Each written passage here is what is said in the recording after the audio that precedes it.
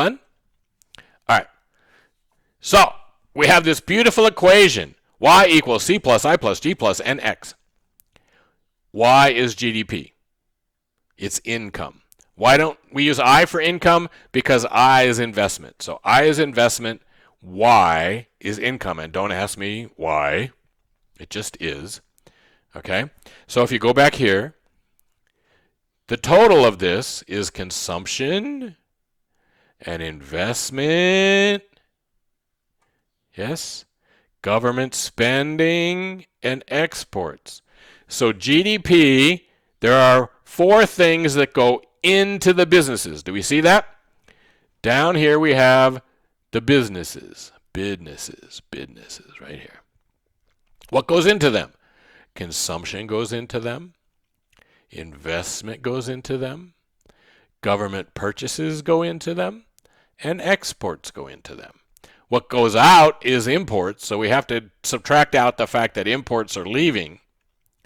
But the 4 things that go into the businesses, plus the fact that the import spending is going to businesses that are outside of our country, so that's a negative, that's what GDP is. Consumption, investment, government purchases, exports, minus the imports. Okay? So we can write that as an equation. Y equals C plus I plus G plus NX. That's GDP equals consumption plus investment plus government spending plus net exports, which is this: consumption plus investment plus government purchases plus exports minus imports.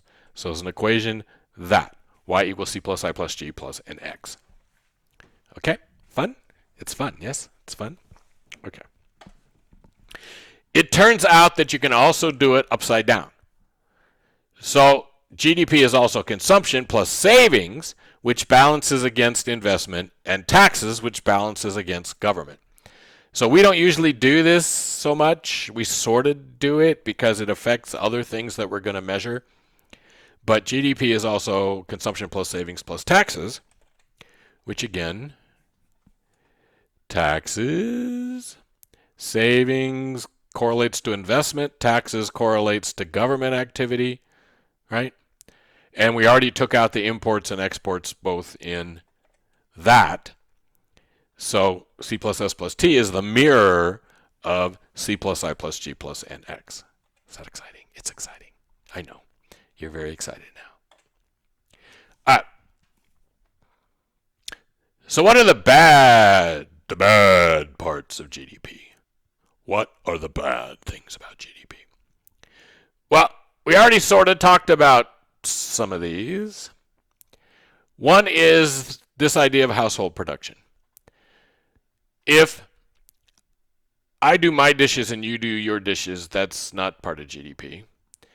If I pay you to do my dishes and you pay me to do your dishes, now we're part of GDP.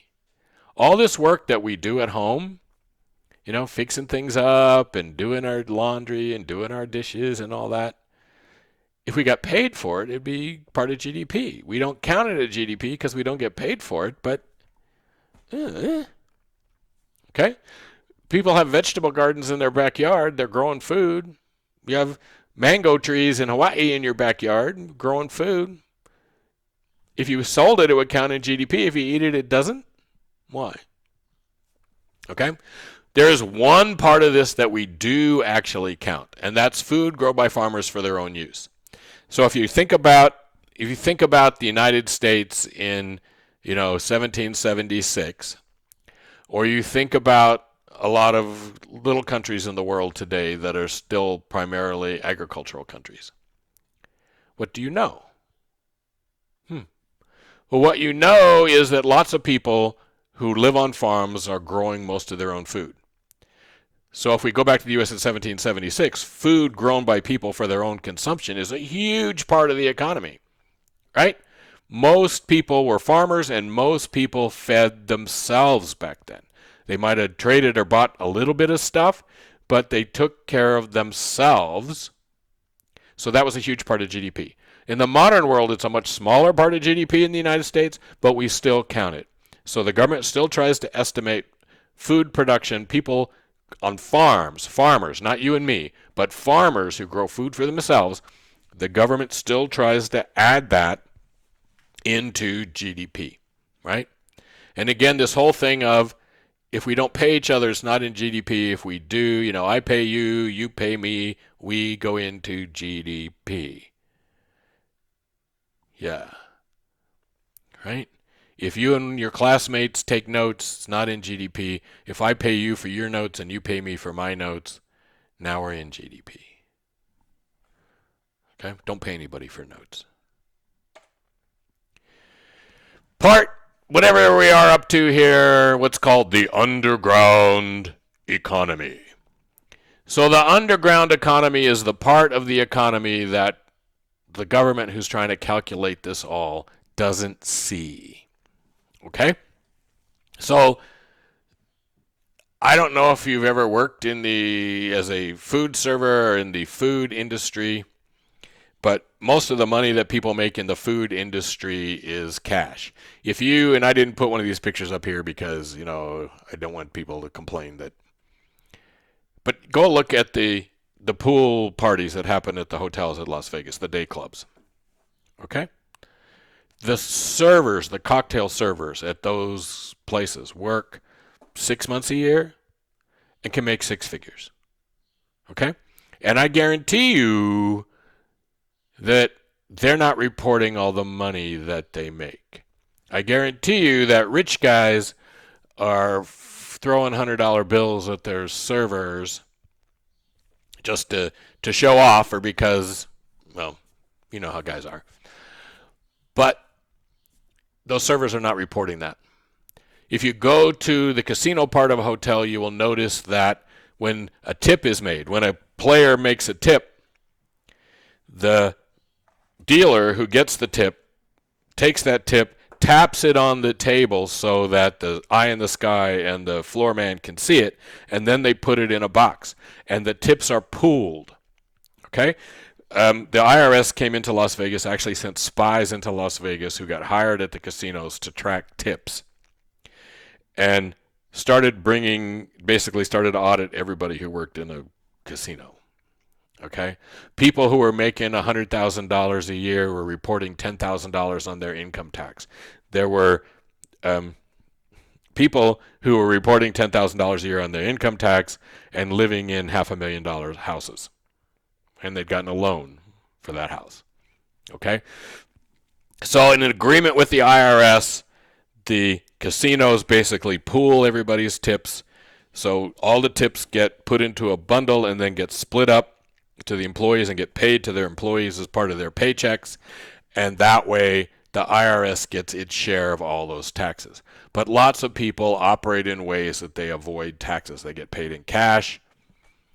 It's not uncommon for small businesses to have two cash registers. And one cash register is a cash-only cash register, and what goes in there never gets reported to the IRS. Okay? As we get more technological in all these things, it happens less, but happens. Okay?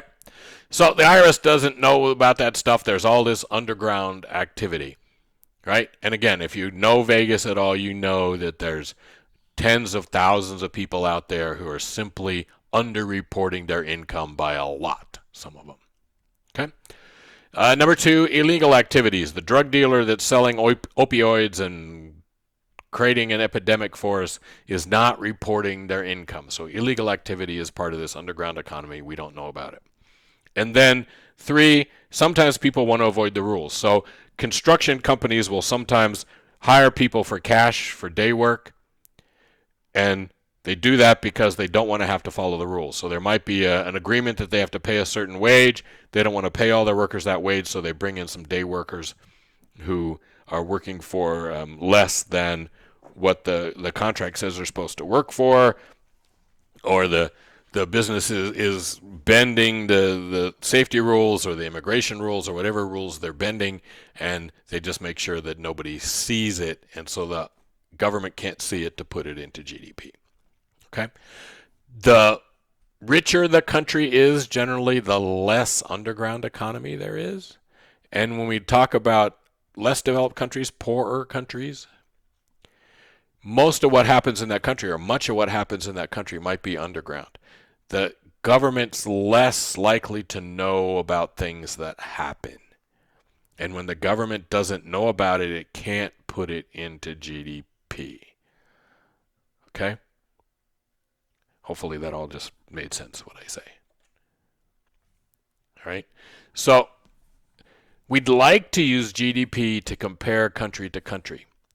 And in fact, we're going to do that here, but it's wrong. You should never do what we're going to do, which is to use GDP to compare one country to another, because the size of the underground economy and other things about GDP differ from country to country.